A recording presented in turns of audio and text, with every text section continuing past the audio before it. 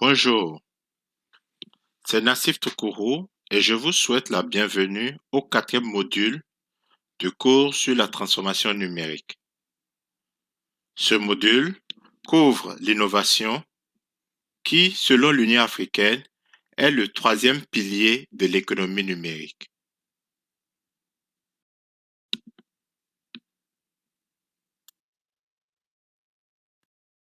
L'innovation est un moteur essentiel de la croissance économique, de la création d'emplois, du développement humain et de la réduction de la pauvreté. Les entrepreneurs et les startups jouent un rôle important dans l'innovation. Le mot startup est le plus souvent utilisé pour désigner un type spécifique d'entreprise commerciale, notamment celle qui est axée sur la technologie, par opposition à une entreprise commerciale plus traditionnelle telle qu'un magasin de détail.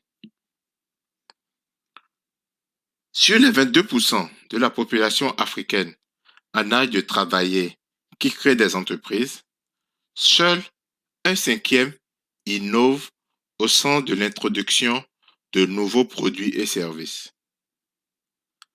Alors que le taux d'entrepreneuriat féminin en Afrique est supérieur à la moyenne mondiale, à 27%, le plus élevé au monde, peu de femmes tentent de créer des entreprises dans le secteur des technologies.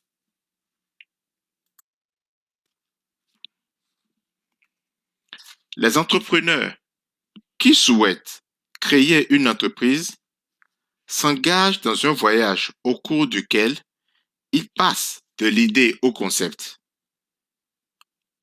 monétisable, au concept commercial formel et enfin à une entreprise qu'une banque est prête à financer.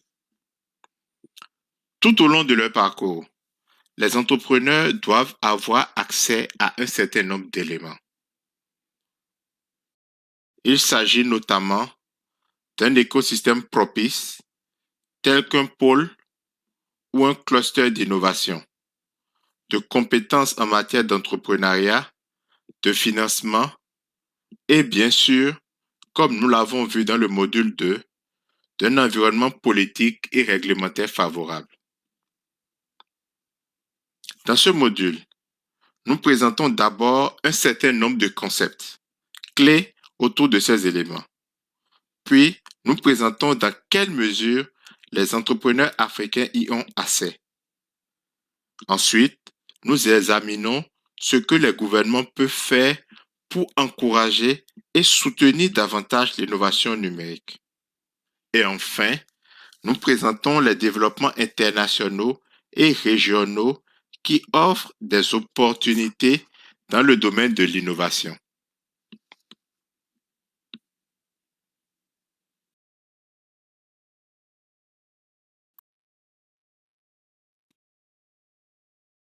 En premier lieu, les innovateurs numériques ont besoin d'un écosystème sûr, propice et inspirant pour favoriser les idées.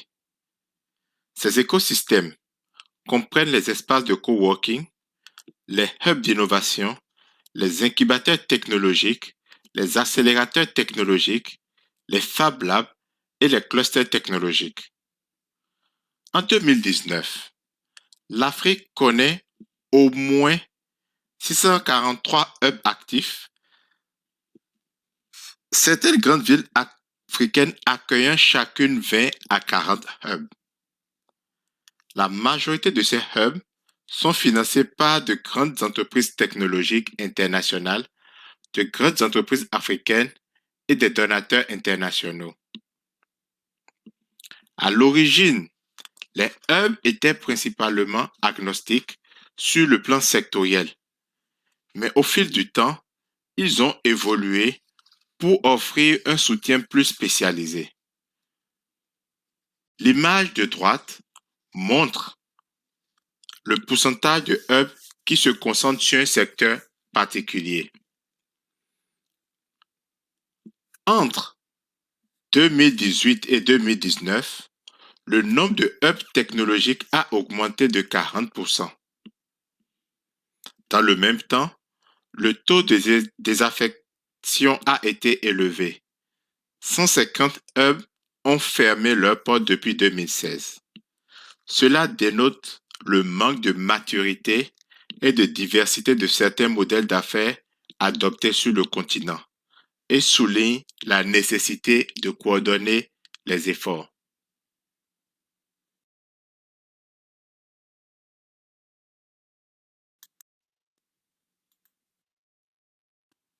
Deuxièmement, les innovateurs numériques ont besoin de compétences entrepreneuriales s'ils veulent commercialiser leurs inventions.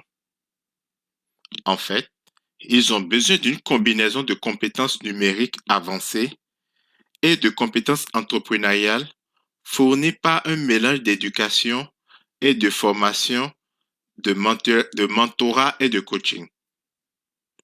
Le paysage de l'éducation et de la formation à l'entrepreneuriat dans les pays africains est peuplé d'une grande variété de programmes conçus pour atteindre une variété de populations différentes. Et leurs objectifs varient tout autant. Une étude du paysage de l'éducation et de la formation à l'entrepreneuriat EET au Ghana, au Kenya et au Mozambique montre que la majorité des programmes de formation à l'entrepreneuriat ciblent les entrepreneurs motivés par la nécessité et que seul un petit nombre d'entre eux se concentrent sur les entrepreneurs à fort potentiel de croissance. Il existe également un écart entre ce que les programmes d'éducation et de formation à l'entrepreneuriat pratiquent et ce que les parties prenantes locales de ce programme, y compris les entrepreneurs ayant réussi ou échoué, ainsi que les participants au programme apprécient. En particulier, les parties prenantes apprécient le développement de l'esprit d'entreprise, l'exposition au monde des affaires et les programmes adaptés et axés sur la pratique. Troisièmement, les innovateurs ont besoin de différents types de montants de financement à différents types d'étapes de leur parcours pour devenir une entreprise solide afin de bénéficier de prêts commerciaux. Le financement de pré-amorçage, c'est-à-dire l'argent qui aide les innovateurs numériques à transformer une idée en un concept monétisable, provient également des fondateurs ou des fondateurs de la start-up, de leurs amis et de leur famille. Le financement d'amorçage, sous forme de subventions ou de fonds propres, provient d'individus et d'organisations prêts à prendre des risques. Dans la plupart des pays d'Afrique, les agences gouvernementales, les donateurs et les grandes entreprises offrent des subventions aux entrepreneurs, certaines ciblant les entrepreneurs innovants. De nombreux pôles d'innovation en Afrique canalisent des financements diversifiés vers les startups qu'ils soutiennent. C'est ce qui illustre l'image de la diapositive. Si le nombre d'entrepreneurs africains devenus investisseurs providentiels ou capital risqueur est en hausse, il varie énormément d'un pays à l'autre. On constate également un intérêt croissant de la part des investisseurs privés du monde entier pour injecter des capitaux dans des entreprises technologiques innovantes à fort potentiel en Afrique.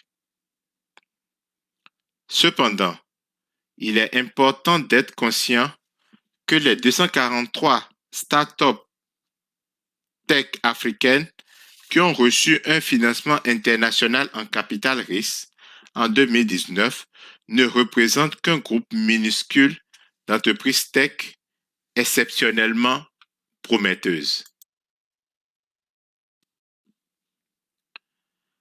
Enfin, les innovateurs numériques ont besoin d'un environnement favorable pour créer et exploiter une entreprise.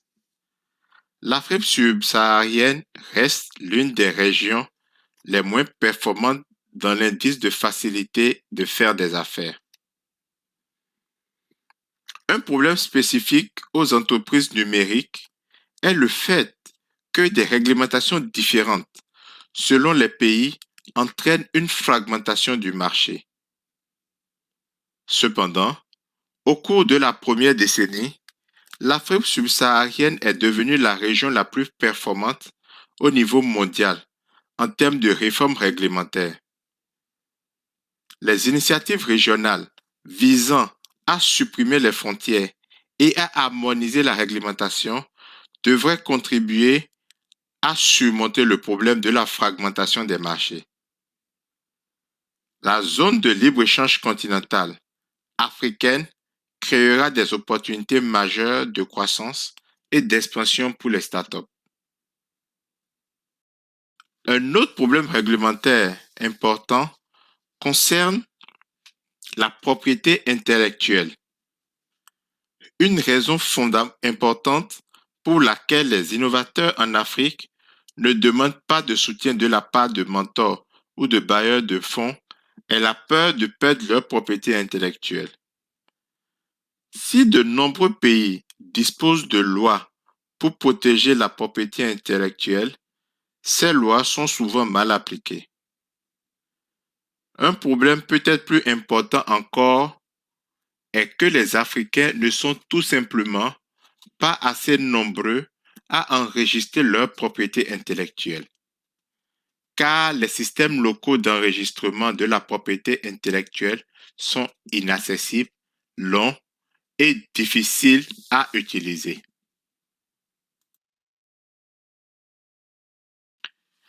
Les gouvernements africains qui souhaitent favoriser l'innovation numérique locale peuvent travailler avec les parties prenantes pour élaborer une stratégie nationale d'innovation et d'entrepreneuriat. Pour cela, ils peuvent s'appuyer sur la stratégie de l'Union africaine en matière de sciences, de technologie et d'innovation pour l'Afrique 2024, dont la mission est d'accélérer la transition des pays africains vers des économies fondées sur l'innovation et la connaissance. Ils peuvent soutenir le développement d'écosystèmes d'innovation locaux, appuyer l'innovation numérique et le développement des compétences en matière d'entrepreneuriat et créer un environnement favorable qui améliore la facilité de faire des affaires et protéger les droits des propriétés intellectuelles. Toutes ces mesures contribueront à convaincre les investisseurs et les bailleurs de fonds internationaux et locaux à fournir davantage de capitaux aux entrepreneurs innovants. Les pôles technologiques africains jouent un rôle important dans la création d'écosystèmes entrepreneuriaux naissants et dans l'aide aux jeunes entreprises. Mais ils ont du mal à générer des revenus et à devenir financièrement viables.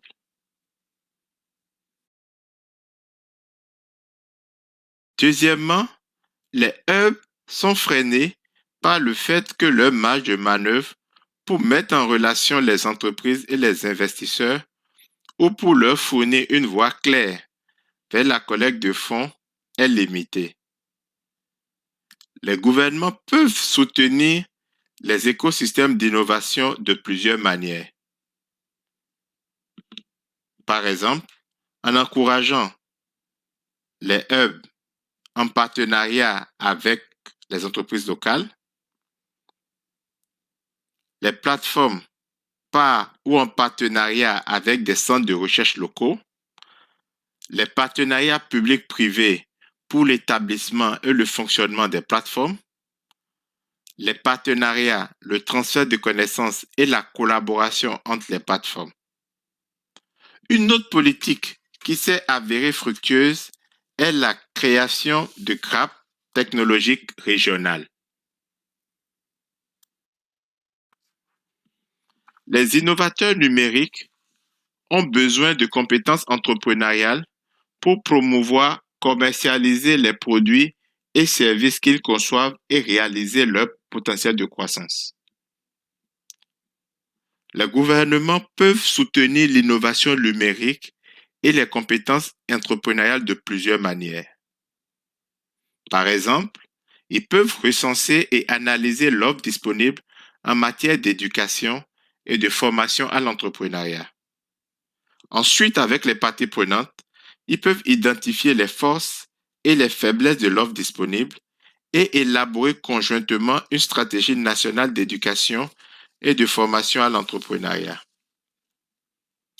Les gouvernements peuvent également soutenir la collaboration et la coordination entre les programmes de développement des compétences entrepreneuriales. Il est important que les gouvernements s'assurent que les résultats de la mise en œuvre sont suivis et que les preuves sont utilisées pour améliorer la stratégie.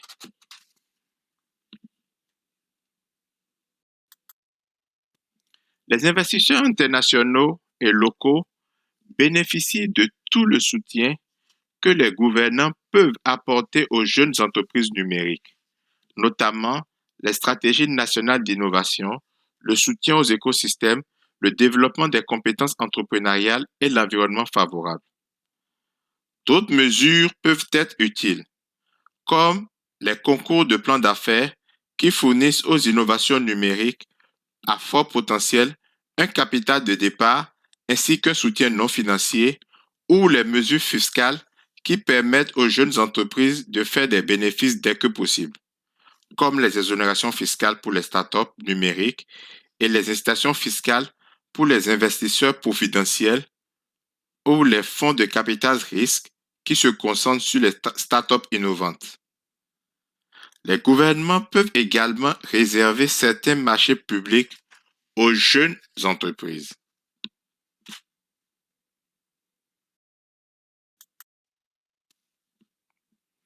Les innovateurs numériques ont besoin d'une réglementation de soutien qui leur permet de créer et d'exploiter facilement une entreprise. Les gouvernements peuvent apporter leur aide en travaillant avec les parties prenantes pour dresser un inventaire des réglementations commerciales qui entravent actuellement la création et le développement des jeunes pousses numériques, classer par ordre de priorité les lois et réglementations qui doivent être réformées, rédiger des lois et réglementations plus favorables et les faire approuver, et enfin mettre en œuvre les nouvelles lois et réglementations.